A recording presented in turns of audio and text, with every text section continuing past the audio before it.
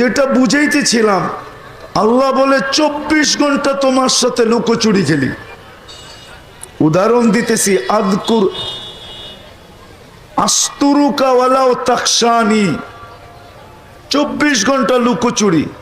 আল্লাহ বলে তোমরা 24 ঘন্টা গুনাহ করো, আমি একজনের গুনাহ আরেকজনকে জানতে দিই না। কেননা গুনাহ তোমার অভ্যাস, লুকানো আমার অভ্যাস। গুনাহ তোমরা ভালোবাসো, লুকানো আমি ভালোবাসি। গুনায় তোমরা মজা পাও, লুকাইতে আমি আল্লাহ মজা পাই। এই জন্য যুবক ভাবো, সারা দিন কি গুনাহ হয়?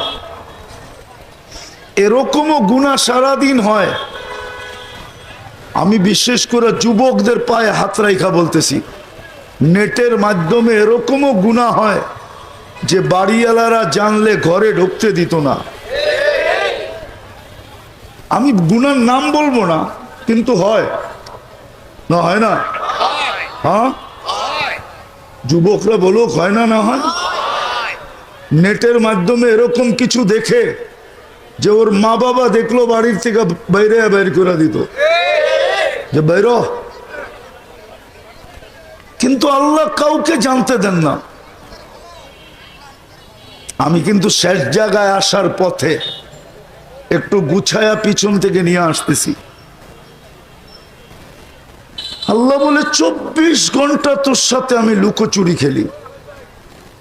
24 ঘন্টা আমি তোকে সর্বস্তরে, সর্ব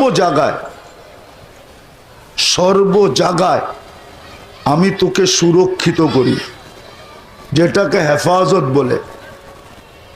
হ্যাঁ, একটা কথা এটাও বলছেন যে আমি যদি হেফাজত না করতাম, লাউলা আযকুর বা আহফাজ, আমি যদি তোকে সুরক্ষিত না করতাম, লাবতালাতিল আরদু ফি বাতনিহা, জমিন বহুত আগে মানুষকে পেটে নিয়ে নিত। জমিন বহুত আগে পেটে নিয়ে নিত।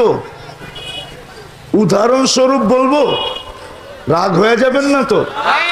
না হয়েও যেতে পারেন, গাড়িও আটকায় দিতে পারেন। প্রত্যেকের এলাকায় কিছু মানুষের আধিপত্য আছে না? না নাই? নাই মনে হয়, ঠিক না? নাই? ওই এলাকায় যদি আরেকজন আধিপত্য গাড়তে চায় তো কি বলে, আমার এলাকায় তুই আধিপত্য গাড়বি, তো এলাকা বেটা আমার।